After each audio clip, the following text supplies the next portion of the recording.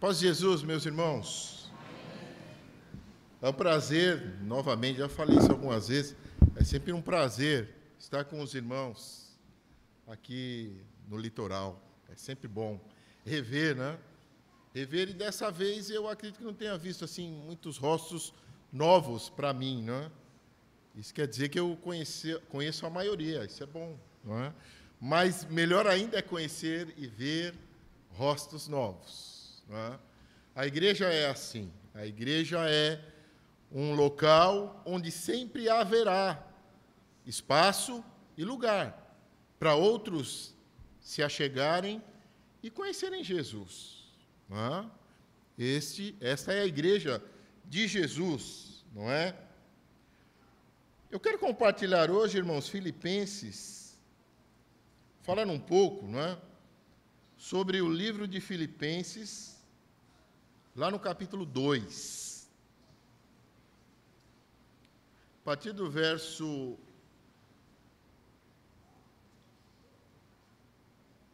1 mesmo. Está dizendo assim, Filipenses capítulo 2, a partir do versículo 1. Se há, pois, alguma exortação em Cristo, alguma consolação de amor, alguma comunhão do Espírito, se há entranhados afetos e misericórdias, completai a minha alegria, de modo que penseis a mesma coisa, tenhais o mesmo amor, sejais unidos de alma, tendes o mesmo e tendo o mesmo sentimento. Nada façais por partidarismo ou vanglória, mas por humildade, considerando cada um os outros superiores a si mesmo. Não tenha cada um em vista o que é propriamente seu, senão também cada qual o que é de todos. Tende em vós o mesmo sentimento que houve também em Cristo Jesus, pois ele, subsistindo em forma de Deus, não julgou como usurpação o ser igual a Deus. Antes, a si mesmo se esvaziou, assumindo a forma de servo, tornando-se em semelhança de homens e reconhecido em figura humana. E a si mesmo se humilhou, tornando-se obediente, e esta obediência até a morte, e morte na cruz.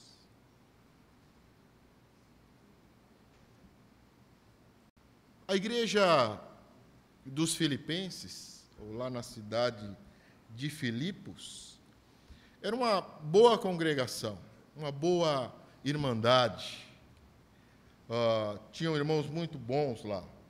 Tanto é verdade que o apóstolo Paulo usava a igreja de Filipenses para dar o bom exemplo para as demais. Ele queria dar um bom exemplo, ele sempre falava da igreja dos Filipenses.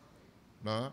Era uma igreja que estava ali fazendo realmente a diferença e fazendo a vontade de Deus. Não é?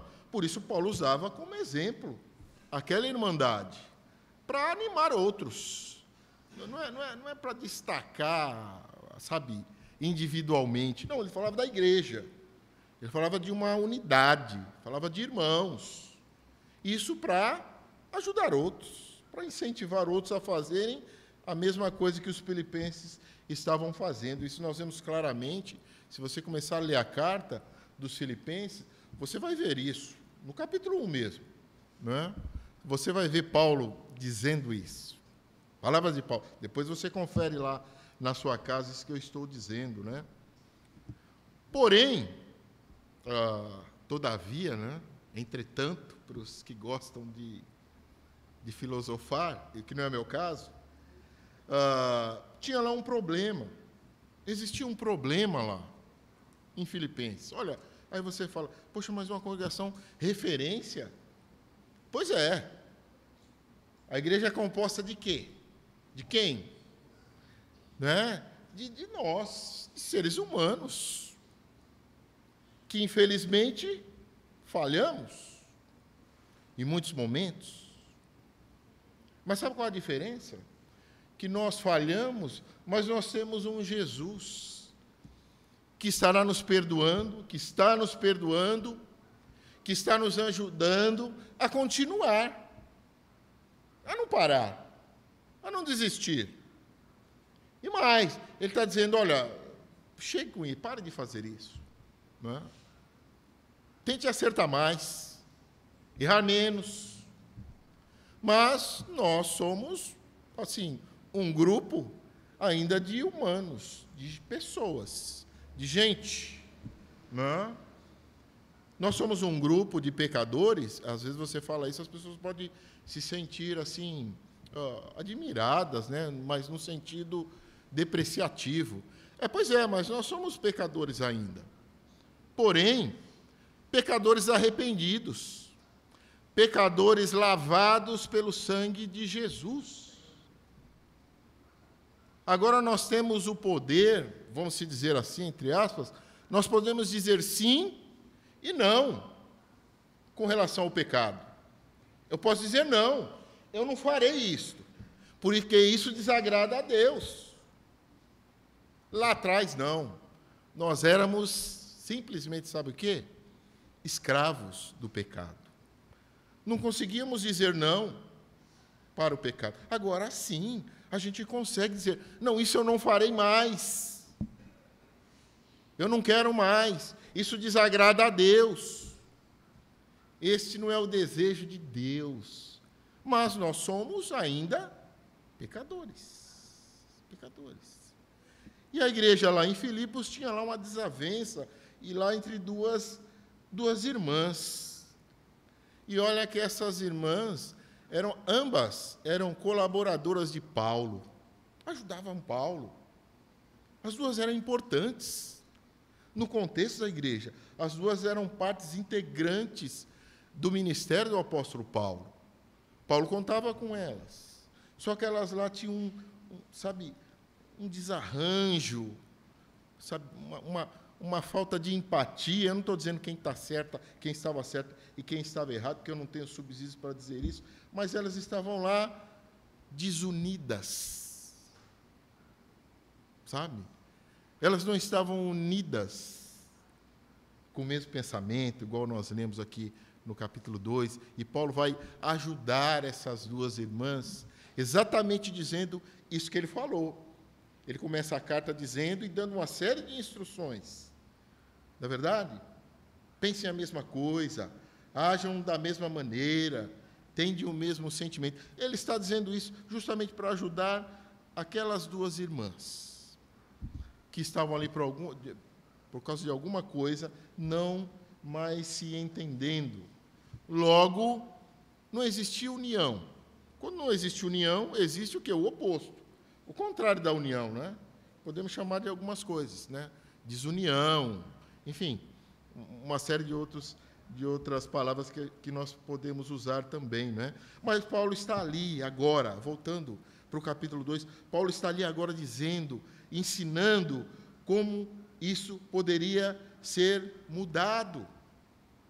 Como aquele ambiente tão bom, tão agradável, sabe, uma igreja evangelística, uma igreja com olhar para o evangelho, uma igreja missionária. Tanto é que ajudou o apóstolo Paulo muito, financeiramente falando também, não é? Como mudar aquilo? Como mudar aquele ambiente? Não é? Que atrapalha. E atrapalha demais. Jesus espera da sua igreja união, unidade, um só. Mesmo sendo pessoas diferentes, talvez você possa falar isso para um ateu, para um cético. Ele vai dizer, não, mas isso é impossível. Como é que pode juntar pessoas diferentes com o mesmo pensamento, olhando para a mesma coisa, olhando para o mesmo lado? Mas o cético está enganado. E o ateu também.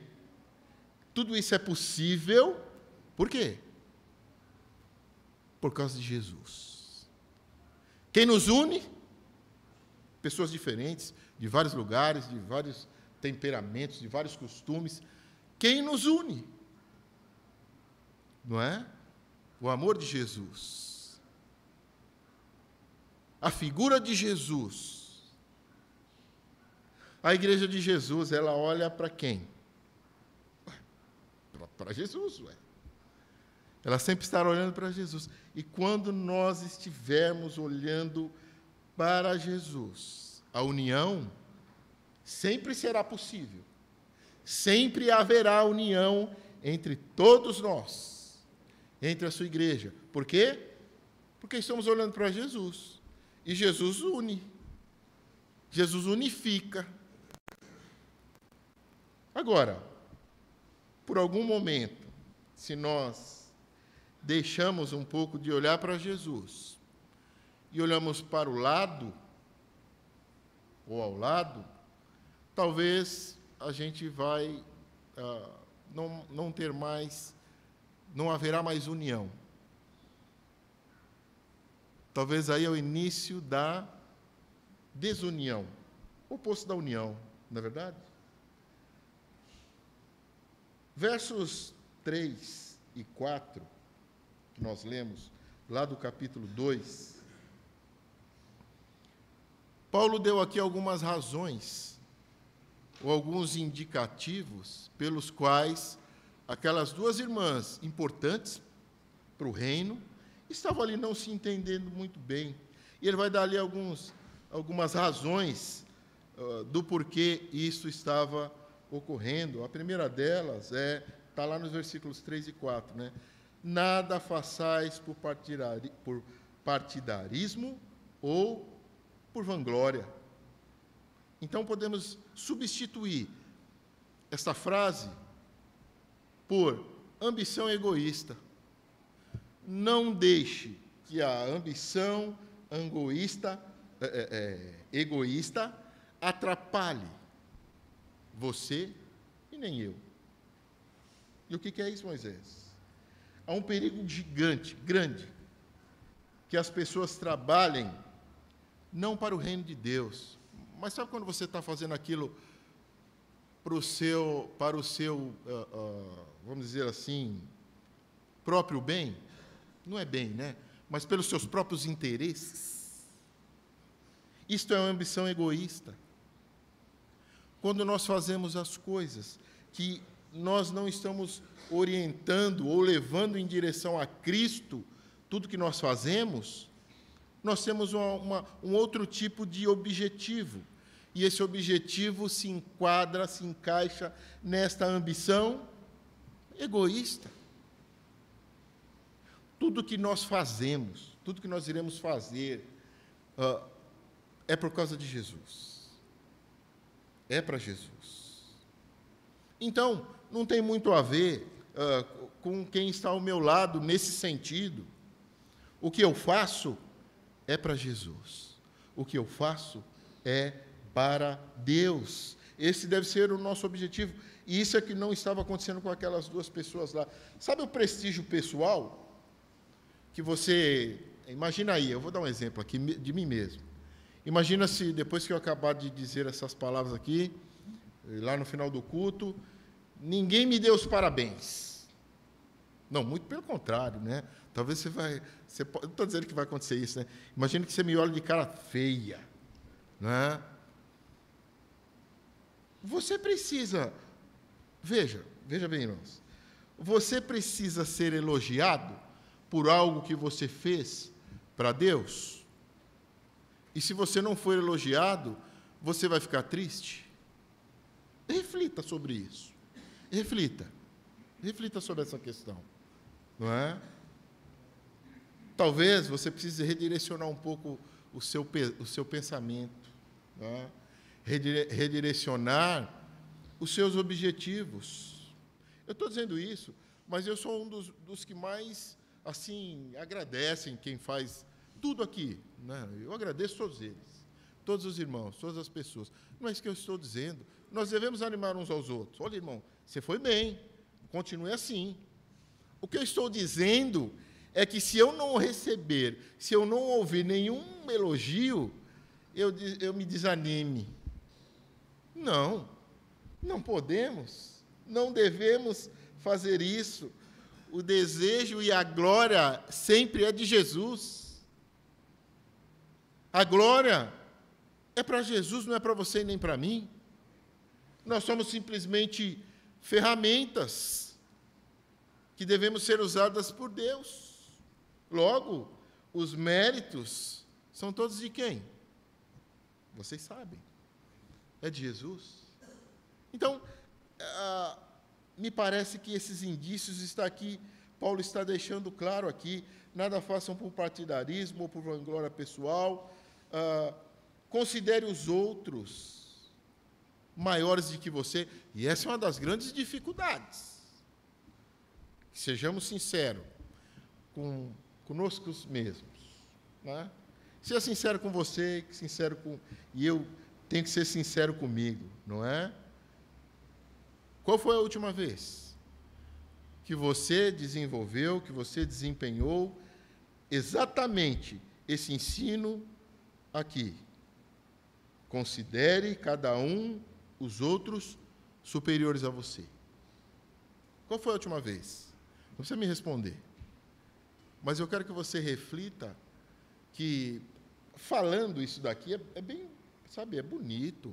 Olha, temos que ser assim. Mas qual foi a última vez que você olhou para o seu irmão ao lado, e disse, não, você é mais importante do que eu?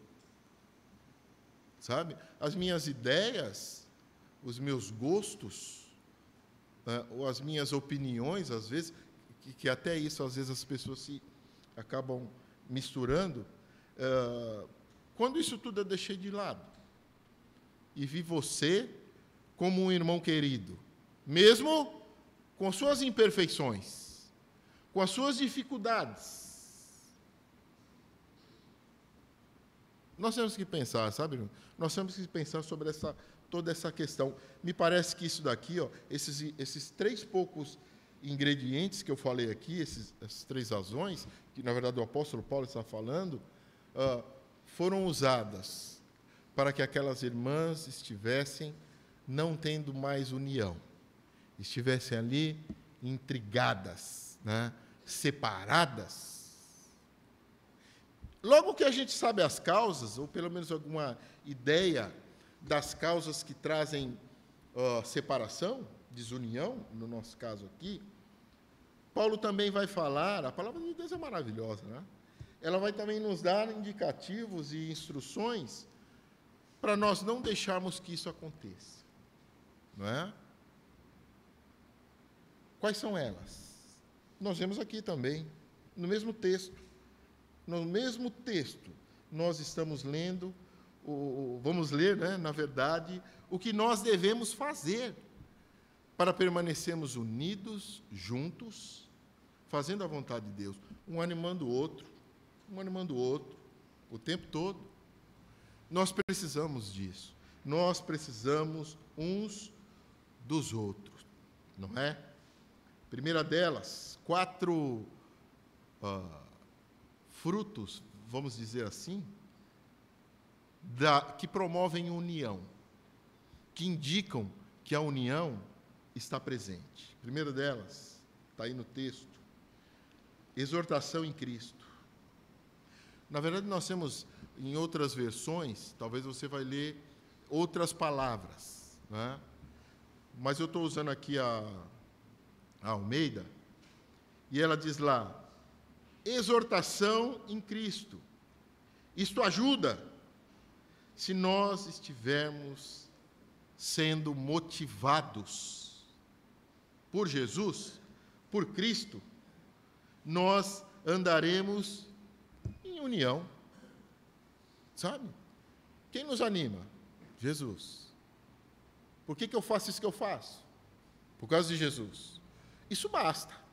Isso basta. E aí não vai me dar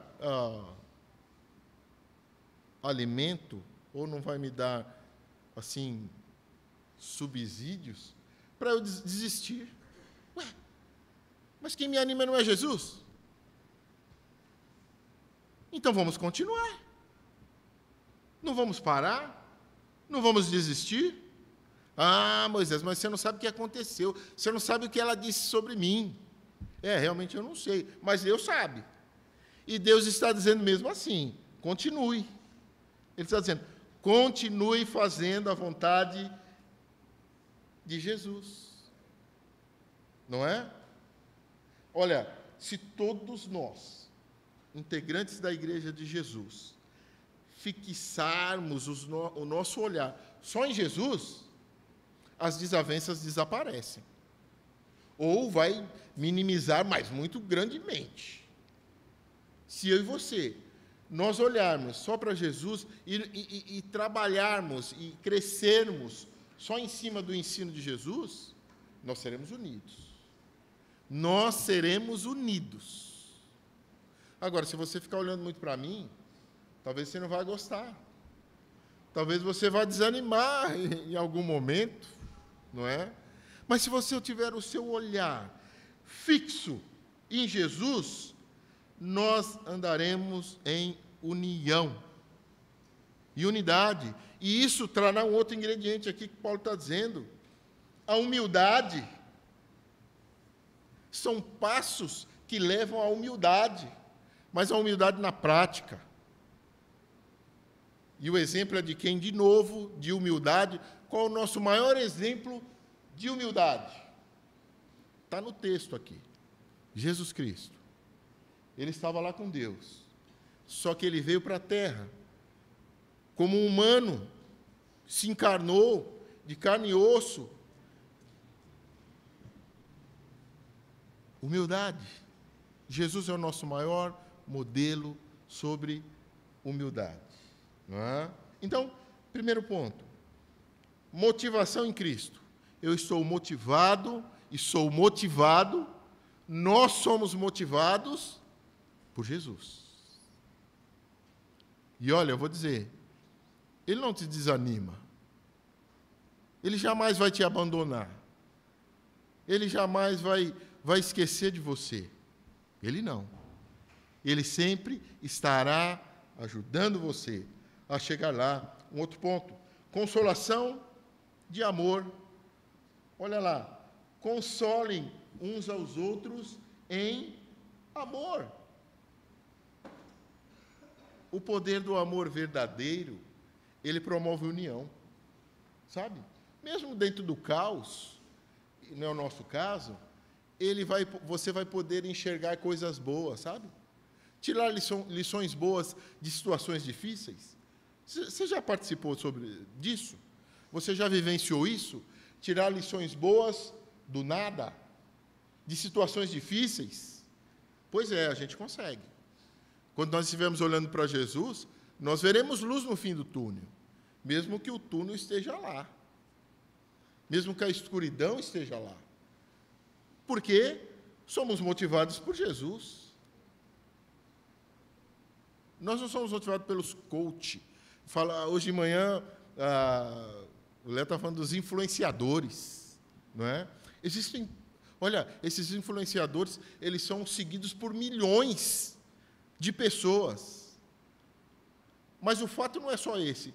Eu acho que o pior da história é que aquilo que eles falam também é seguido por várias pessoas, por milhões de pessoas também.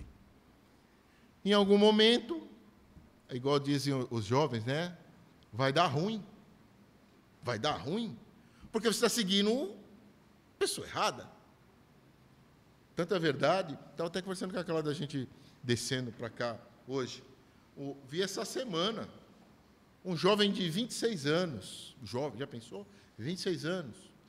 Eles foram lá, ele é seguidor de um, eu não quero falar o nome dele, mas ele é seguidor de um coach famoso, né, de um influenciador famoso, onde ele ensina as pessoas a ganhar dinheiro, a ser, eles chamam de um vencedor. Ensinam você a ser vencedor, mas eles não entendem o que é ser vencedor. O vencedor para Jesus é outra coisa.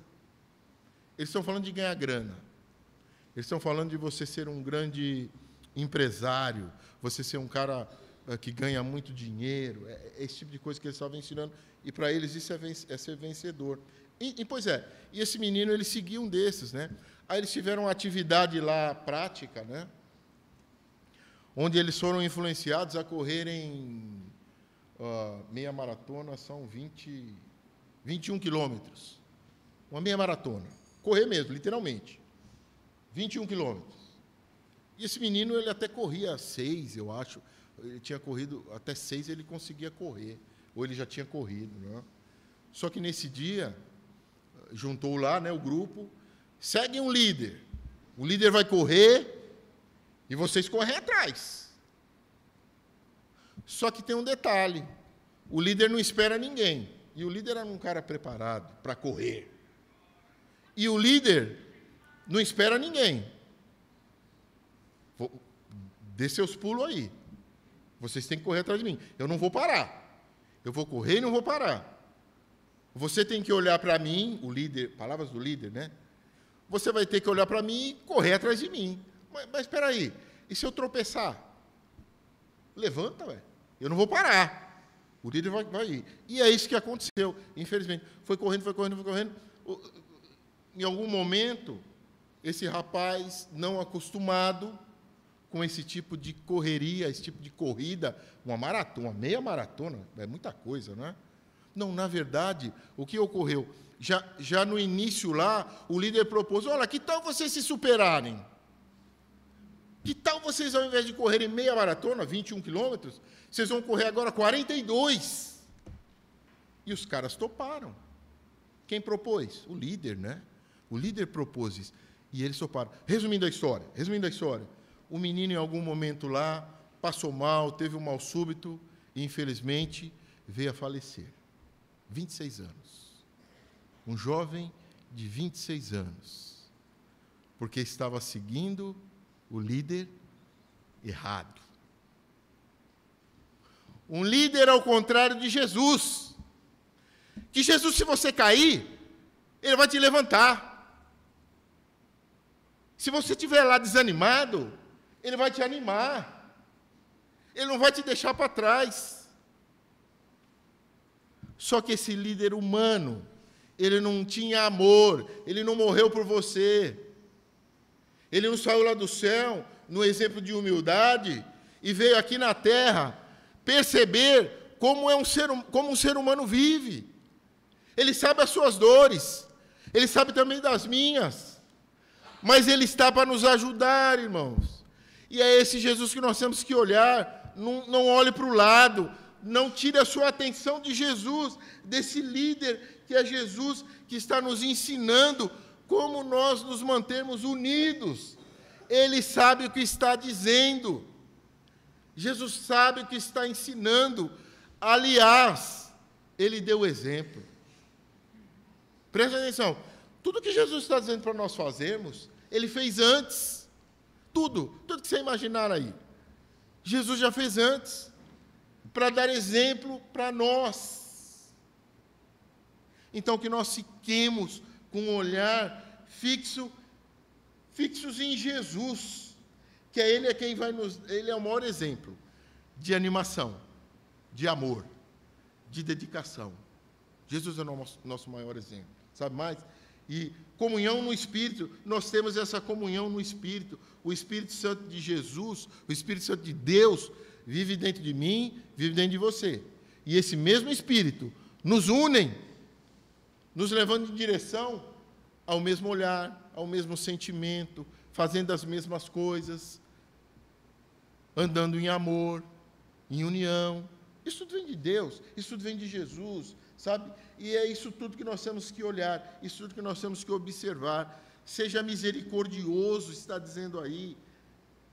Tenha compaixão. Tenha compaixão. Jesus fez isso para conosco.